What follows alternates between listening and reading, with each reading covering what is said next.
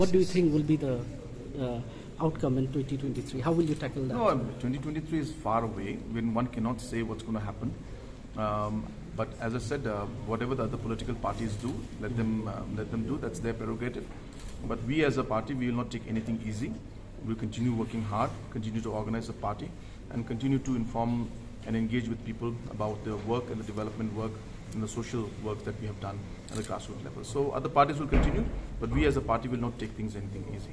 So your words have come through that you've stated that Congress has a bleak future. I don't want to predict anything. It's not for me to predict, but the actions are showing that there have been situations where, state by state, Congress is losing and becoming insignificant in most parts of the country. So, but that's for the Congress to decide on how they'll move forward.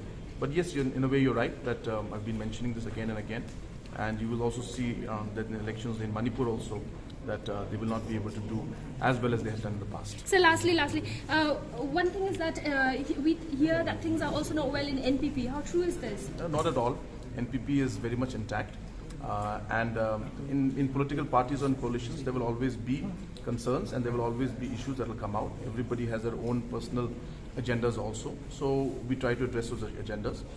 But as of now, there's no issue.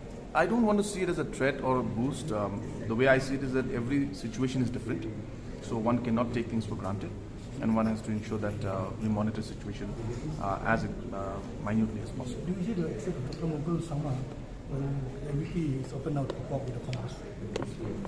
No, this is something that one cannot say right now. We are with the coalition partners and we are very happy. We are very committed to the coalition partners. We have been through a lot of difficulties and challenges.